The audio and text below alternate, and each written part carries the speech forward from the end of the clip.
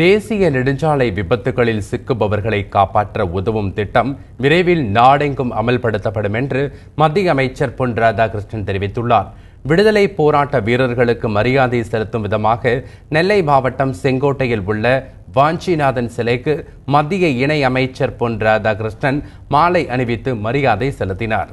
பின்னர் செய்தியாளர்களை சந்தித்த அவர் மதுரை ராஜபாளையம் 4 வழிச்சாலையை தென்காசி வரை நீட்டிப்பது பற்றி மத்திய அரசு ஆலோசித்து வருவதாக தெரிவித்தார்.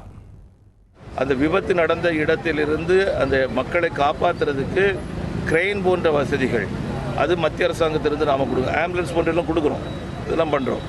இது போக காயப்பட்டவர்களை உடனடியாக அந்த கோல்டன் ஹவர்னு சொல்லுவாங்க, அந்த குறிப்பிட்ட நேரம், அந்த ரொம்ப இக்கட்டான அந்த 1 மணி நேரம், அந்த 1 மணி நேரத்துக்குள்ள அவங்களை எடுத்து மருத்துவ சிகிச்சை கொடுப்பதற்காக இலவச சிகிச்சை, அது 30,000 ரூபாய் வரைக்கும் நாம் உடனடியாக நாம் கொடுக்கக்கூடிய ஏற்பாடுகள்.